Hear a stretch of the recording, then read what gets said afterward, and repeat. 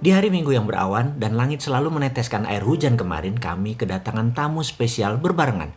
Yang satu, tante saya, adik dari ibu saya. Yang satu lagi, tante dari istri saya, adik dari ibu istri saya. Kedua tante tersebut memiliki sesuatu yang gak umum, yang unik di dalam strategi menjalankan kehidupan ekonomi keluarganya mereka masing-masing. Mengapa saya bilang unik? Begini ceritanya. Saya menceritakan dulu tante dari pihak saya. Dia adalah seorang ibu rumah tangga biasa.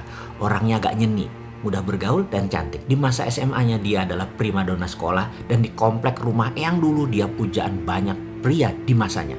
Pergaulannya luas, bisa dibayangkan gaya hidup wanita cantik seperti tante saya ini, bukan? Mobil pasti punya, dan danannya pasti ngejreng, dan banyak hal yang memerlukan biaya yang tidak sedikit. Suaminya pegawai biasa. Yang menarik di usia mereka saat ini di 65 tahunan, mereka terlihat pasangan awet muda karena selalu senang terus. Apa resepnya mereka bisa memiliki gaya hidup mewah namun hanya berangkat dari seorang pegawai biasa?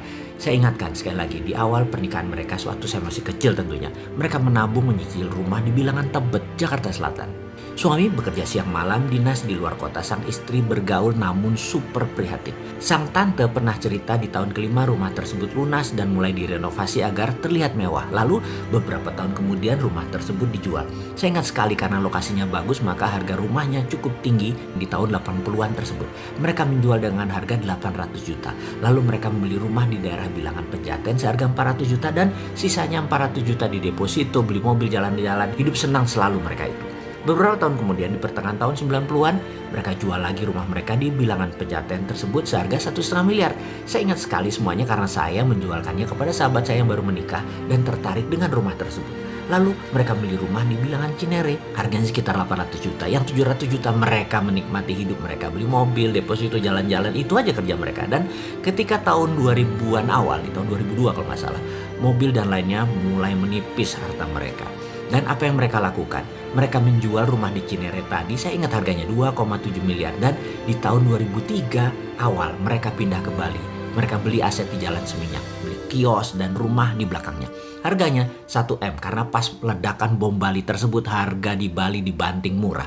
Dengan sisa 1,7 miliar kehidupan mereka sangat mewah dan layak. Jalan-jalan, menikmati hidup kemana-mana, anak-anak sudah besar, sudah kuliah semua saat itu. Tabungan kendaraan layak, kios disewakan. 8 tahun kemudian tabungan mereka juga mulai menipis. Apa yang mereka lakukan? Kembali ke kebiasaan mereka, jual aset. Di tahun 2013 pas boom properti di Indonesia, mereka menjual seluruh aset mereka tersebut di Seminyak dengan angka sangat menakjubkan. Bali memang luar biasa. Saya tidak berani mengatakan atau menulis nilainya. Namun bagi sepasang suami istri pegawai biasa yang ringan menikmati hidup, maka cara mereka berdua menjalani strategi hidup benar-benar gak ada susah-susahnya. Mereka membeli aset besar di Ubud, 2 buah lagi, dan dari hasil penjualan aset tersebut mereka juga bisa membangun villa 10 unit. Itu semua dari jualan di aset mereka di Seminyak. Tabungan depositonya jangan tanya, luar biasa. Saya percaya dengan pola hidup seperti mereka berdua sampai kapanpun mereka gak pernah kekurangan. Tante saya satu lagi dari pihak istri, ceritanya mirip-mirip. 15 tahun yang lalu awal perkawinan mereka, suaminya juga hanya pegawai pabrik di Cikarang. Sang tante hidupnya hanya jualan dari arisan ke ibu-ibu arisan, dari arisan satu ke arisan yang lainnya.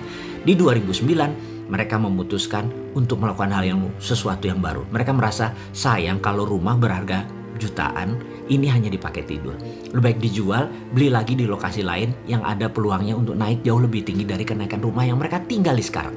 Rumah mereka di ujung gang, dijual di tahun tersebut, di 2009. Lalu dengan uang tersebut mereka membeli rumah dan merenovasinya. Renovasi belum selesai, rumah sudah ada yang nawar. Kalau mereka untung 20-50% lebih tinggi dari harga mereka beli plus investasi biaya flipping house renovasi, langsung mereka jual. Pindah rumah lagi, beli rumah lagi, renovasi lagi. Dan sahabat, dalam waktu 11 tahun mereka sudah pindah 8 kali. Mereka percaya menjual rumah yang ditinggali jauh lebih cepat laku karena secara psikologis rumahnya terlihat cantik dan hidup. Karena itu mereka selalu menjual rumah yang mereka tinggali.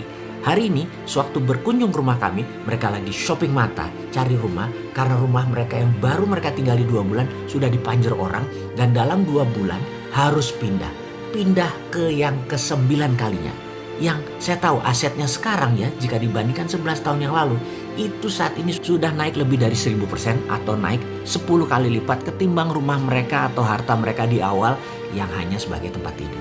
Sahabat semua, dari kedua hikmah tadi apa yang Anda dapat? Dan bisakah kedua cara itu Anda tiru?